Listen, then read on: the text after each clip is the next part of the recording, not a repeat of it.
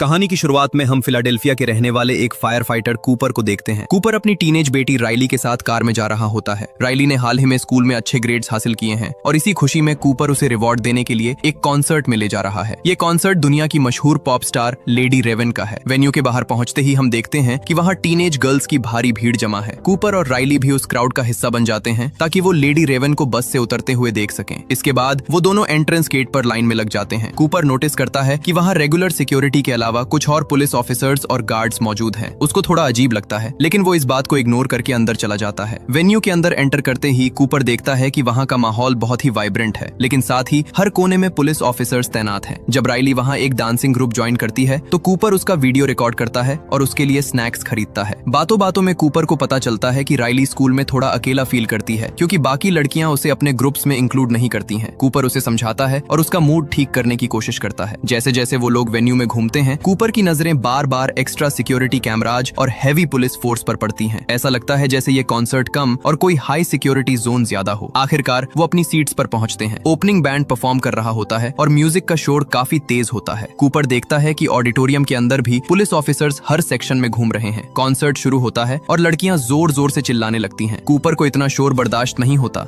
और वो अपने कान बंद कर लेता है। कुछ सॉन्ग्स के बाद कूपर राइली से कहता है कि उसे वॉशरूम जाना है, लेकिन यहाँ कहानी में एक डार्क ट्विस्ट आता है। जब कूपर बाथरूम में पहुंचता है तो वो अपना फोन निकालता है और किसी सिक्योरिटी कैमरा की फुटेज चेक करने लगता है। यहाँ हमें रिवील होता है कि कूपर सिर्फ एक सिंपल फायर फाइटर और लविंग डैड नहीं है, बल्कि वो एक डेंजरस सीरियल किलर है जिसे लोग द बुचर के नाम से जानते हैं। अपने फोन की स्क्रीन पर वो देखता है कि उसका लेटेस्ट विक्टिम, जिसका नाम स्पेंसर है, कूपर के सीक्रेट हाउस के बेसमेंट में कैद है। कूपर चेक करता है कि स्पेंसर अभी भी वहाँ ट्रैप्ड है या नहीं। इसके बाद वो हाथ धोता है और मिरर में देखता है। अचानक उसे हेलुसिनेशन होता है और उसे अपनी डेड मदर अपने पीछे खड़ी दिखाई देती है। बाहर पुलिस की गाड़ियां वेन्यू को पूरी तरह घेर चुकी होती हैं। जब कूपर बाथरूम से बाहर निकलता है तो उसे रास्ते में जोडी की मॉम मिलती है। जोडी वही लड़की है जो राइली को स्कूल में बुली करती है। जोडी की मॉम कूपर से कहती है कि टीनेजर्स कभी कभी वियर्ड बिहेव करते हैं और प्रॉमिस करती है कि आगे से जोडी राइली को अपने साथ एक्टिविटीज में शामिल करेगी। कूपर बस पोलाइटली सुनता है और वहां से निकल जाता है। कूपर वापस अपनी सीट पर आता है। स्टेज पर लेडी रेवन अपने मिसिंग फादर के बारे में बात कर रही होती है। वो अपने फैंस से रिक्वेस्ट करती है कि वो अपने फोन्स की फ्लैश लाइट ऑन करें। पूरा ऑडिटोरियम रोशनी से जगमगा उठता है और लेडी रेवन पियानो बजाना शुरू करती है। इसी इमोशनल मोमेंट के बीच कूपर देखता है कि पुलिस वाले भीड़ में से एक आदमी को पकड़ कर ले जा रहे हैं। कूपर के पीछे वाली लाइन में भी ऑफिसर्स खड़े होकर लोगों को ऑब्जर्व कर रहे होते हैं। इंटरवल के दौरान कूपर और राइली टी शर्ट खरीदने के लिए स्टॉल पर जाते हैं। वहाँ राइली के साइज की टी शर्ट अवेलेबल नहीं होती। सेलर, जिसका नाम जेमी है, कहता है कि और स्टॉक आ रहा है। कूपर इस मौके का फायदा उठाता है और जेमी से कैजुअल तरीके से पूछता है कि आज यहाँ इतनी पुलिस क्यों है। जेमी पहले तो कहता है कि ये एक सीक्रेट है, लेकिन फिर वो एक्साइटेड होकर कूपर को बता देता है। जेमी बताता है कि पुलिस को खबर मिली है कि मशहूर सीरियल किलर द बुचर आज इस कॉन्सर्ट में मौजूद है, इसलिए पुलिस ने पूरे वेन्यू को एक ट्रैप में बदल दिया है। जो भी इंसान वेन्यू से बाहर निकलेगा उसे चेक किया जाएगा। बैक स्टेज के अलावा सारे एग्जिट्स पर पुलिस का पहरा है। ये सुनकर कूपर को समझ आ जाता है कि वो बुरी तरह फंस चुका है। वो राइली को लेकर वेन्यू में घूमने का नाटक करता है जैसे उसे स्नैक्स चाहिए, लेकिन असल में वो बाहर निकलने के रास्ते ढूंढ रहा होता है। वो चेक करता है कि हर एग्जिट दरवाजे पर हैवी पुलिस फोर्स मौजूद है। कूपर एक जगह देखता है कि एक ड्रंक औरत स्टेयर्स के पास खड़ी है। वो चुपके से उसे धक्का दे देता है ताकि वो गिर जाए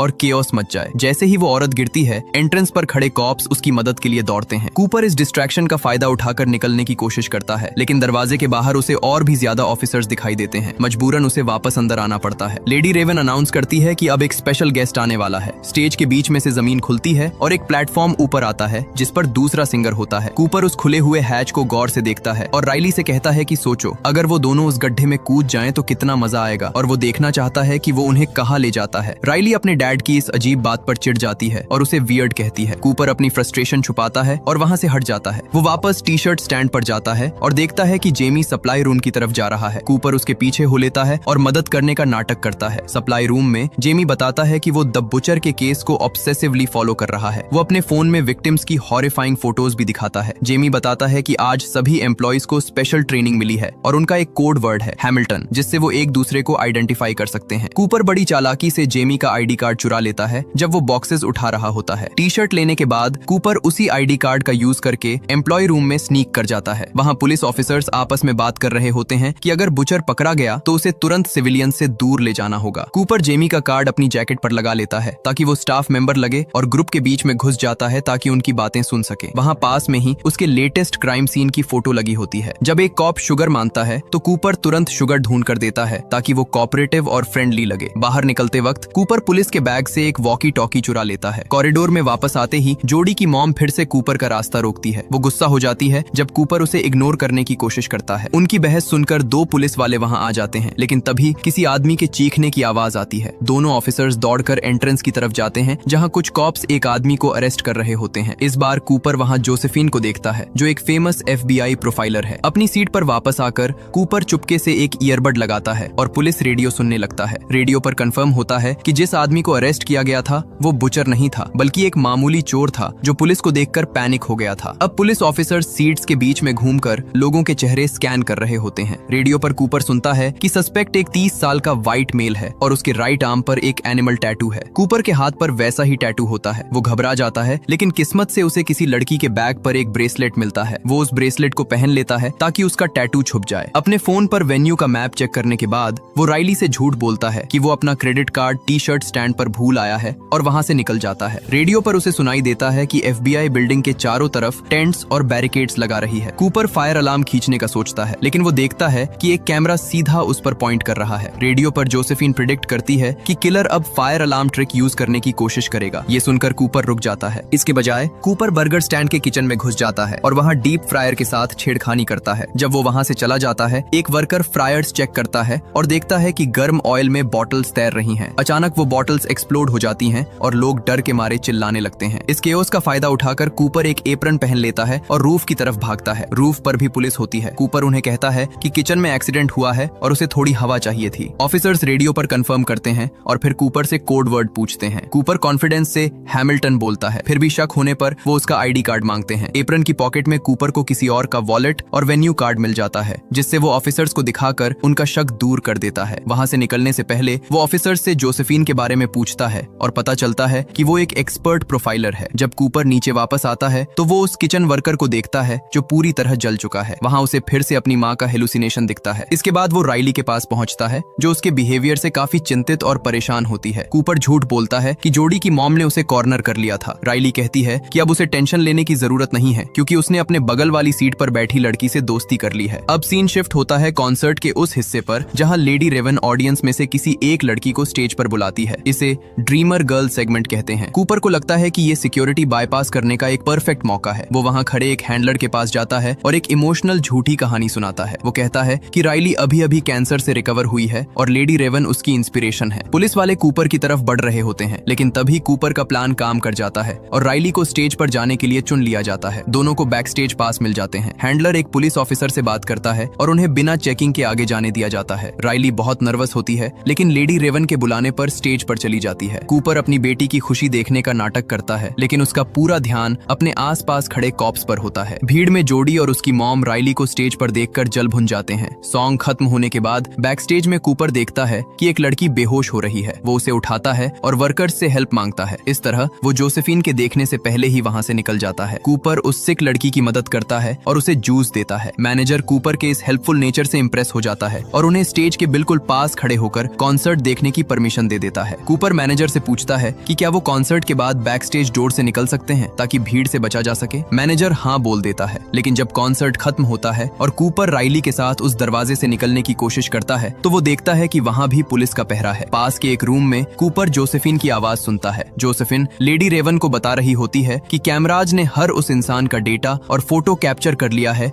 जो कॉन्सर्ट में आया था। अब कूपर डेस्परेट हो जाता है। वो लेडी रेवन के पास जाता है और रिक्वेस्ट करता है कि उसे राइली की कंडीशन के बारे में प्राइवेट में बात करनी है। वो लेडी रेवन के ड्रेसिंग रूम में जाते हैं। जैसे ही दरवाजा बंद होता है, कूपर अपना असली रूप दिखाता है। वो एडमिट करता है कि वो ही बुचर है और अपना फोन निकालकर रेवन को स्पेंसर की लाइव फीड दिखाता है। कूपर बताता है कि एक बटन दबाने से सेल में कार्बन मोनोऑक्साइड रिलीज होगी और स्पेंसर कुछ ही मिनट्स में मर जाएगा। वो रेवन को धमकाता है कि अगर उसने कोऑपरेट नहीं किया तो स्पेंसर मारा जाएगा। लेडी रेवन डर जाती है। वो बाहर खड़े टॉप्स से झूठ बोलती है कि कूपर और राइली राइली उसके साथ उसकी लिमोजिन में जा रहे हैं। इस तरह पुलिस उन्हें चेक नहीं करती और वो वेन्यू से बाहर निकल जाते हैं। मेन एंट्रेंस पर भीड़ की चेकिंग की वजह से ट्रैफिक जैम लगा होता है। लिमो के अंदर कूपर ड्राइवर को बताता है कि उसे कहाँ ड्रॉप करना है, लेकिन तभी लेडी रेवन एक चालाकी करती है। वो राइली से पूछती है कि क्या वो उसका घर देख सकती है। राइली एक्साइटमेंट में अपनी मॉम को कॉल करके परमिशन ले लेती है। अब कूपर मना नहीं कर पाता और उसे जबरदस्ती स्माइल करते हुए ड्राइवर को अपने घर का एड्रेस देना पड़ता है। घर पहुंचकर कूपर की वाइफ रेचल और उनका बेटा उनका वेलकम करते हैं। अंदर जाते ही कूपर धीरे से रेवन को याद दिलाता है कि अगर उसने कोई होशियारी दिखाई तो स्पेंसर मारा जाएगा। डिनर टेबल पर कॉफी और केक के साथ बातें शुरू होती हैं। रेचल कॉन्सर्ट के बारे में पूछती है और लेडी रेवन बताती है कि पुलिस बुचर को पकड़ने के लिए ऑपरेशन चला रही थी। रेवन बताती है कि FBI को एक टिकट रिसीप्ट मिली थी जो बुचर के एक फेक हाउस में थी, इसलिए उन्होंने ये ट्रैप सेट किया था। वो बताती है कि जोसेफिन की प्रोफाइलिंग के हिसाब से बुचर एक व्हाइट मेल है, शक की वजह से डार्क कार चलाता है और उसका अपनी माँ के साथ रिश्ता बहुत खराब था। कूपर ये सुनकर अनकंफर्टेबल हो जाता है क्योंकि हर बात उस पर फिट बैठ रही होती है। वो कहता है कि अब देर हो रही है, लेकिन रेवन ऑफर करती है कि वो उनके पियानो पर एक गाना गाएगी। रेवन राइली को अपने पास बैठाती है और इस मौके का फायदा उठाकर उसका फोन चुरा लेती है। गाना खत्म होने पर रेवन सेल्फी लेने की बात करती है। राइली को अपना फोन नहीं मिलता तो रेवन कूपर का फोन मांगती है और फोटो लेती है। फोटो लेने के तुरंत बाद रेवन बाथरूम जाने का बहाना बनाती है और कूपर का फोन लेकर बाथरूम में घुस जाती है। कूपर समझ जाता है और दरवाजे को जोर जोर से पीटने लगता है। उसकी फैमिली उसके इस बिहेवियर से डर जाती है। बाथरूम के अंदर रेवन देखती है कि फोन अनलॉक्ड है। वो तुरंत स्पेंसर से वीडियो कॉल पर बात करती है और पूछती है कि वो आसपास क्या देख सकता है। स्पेंसर खिड़की से एक दरवाजा और एक स्टैचू डिस्क्राइब करता है। रेवन अपने फोन से इंस्टाग्राम पर लाइव स्ट्रीम शुरू कर देती है और अपने फॉलोअर्स को स्पेंसर की लोकेशन की डिटेल्स बताती है। एक फॉलोअर लोकेशन पहचान लेता है और पुलिस को इन्फॉर्म करता है। रेवन अपने ड्राइवर को भी मैसेज करके पुलिस बुलाने को कहती है। तभी कूपर के फोन का लॉक स्क्रीन वापस लग जाता है। रेवन चिल्लाकर कूपर की फैमिली को बताती है कि कूपर ही बुचर है। दरवाजे के बाहर चीखने चिल्लाने की आवाजें आती हैं। अचानक बाथरूम का दरवाजा खुलता है और कूपर वहां खड़ा होता है, बहुत नर्वस और गुस्से में। वो अपना फोन छीनता है और चेक करता है,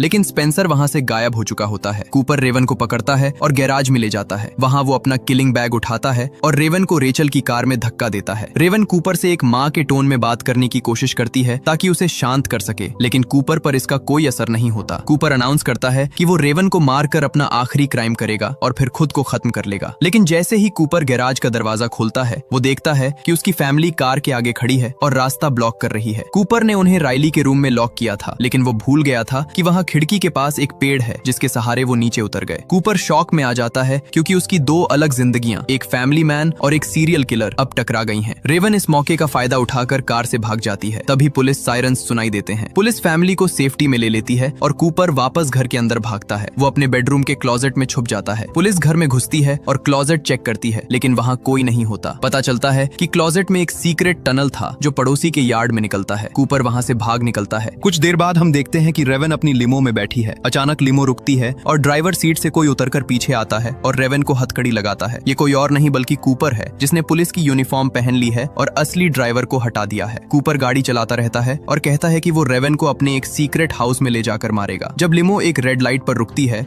रेवन हिम्मत करके विंडो खोलती है और भीड़ को चिल्लाकर मदद के लिए बुलाती है। लोग गाड़ी को घेर लेते हैं और आगे बढ़ने नहीं देते। रेवन किसी तरह हथकड़ी तोड़ने में कामयाब हो जाती है और भीड़ में भाग जाती है। पुलिस वहां पहुंचती है और गाड़ी पर गोलियां चलाती है। गाड़ी पूरी तरह डिस्ट्रॉय हो जाती है, लेकिन जब पुलिस अंदर चेक करती है तो वो खाली होती है। कूपर वहां से भी भीड़ का फायदा उठाकर भाग चुका होता है। सीन शिफ्ट होता है और रेवन अब सेफ है और स्पेंसर से मिलती है। वहीं दूसरी तरफ रेचल अपने बच्चों को अपनी बहन के घर छोड़कर वापस अपने घर आती है। जोसेफिन उसे मना करती है, लेकिन रेचल कहती है कि उसे वहीं रहना है। रेचल किचन में चाय बना रही होती है, तभी कूपर वहां अचानक आ जाता है। कूपर को लगता है कि रेचल ने ही उसे फंसाया है। रेचल एडमिट करती है कि हाँ, उसे शक था। उसने नोटिस किया था कि कूपर के कपड़ों से हॉस्पिटल क्लीनिंग फ्लूइड की स्मेल आती थी। उसने एक बार कूपर का पीछा किया था और वहां टिकट की रिसीप्ट छोड़ी थी ताकि पुलिस उसे ढूंढ सके। कूपर गुस्से में अपना शर्ट उतारता है और एक चाकू उठा लेता है। वो रेचल को मारने के लिए आगे बढ़ता है। रेचल उसे बातों में उलझाती है और कहती है कि राइली ने जो पाई बनाई थी उसे खत्म कर लेना चाहिए। कूपर पाई खाने लगता है। वो बताता है कि कैसे उसे लोगों को मारकर शांति मिलती है। अचानक कूपर को चक्कर आने लगते हैं। उसे रियलाइज होता है कि रेचल ने पाई में वही बेहोश करने वाली दवा मिला दी थी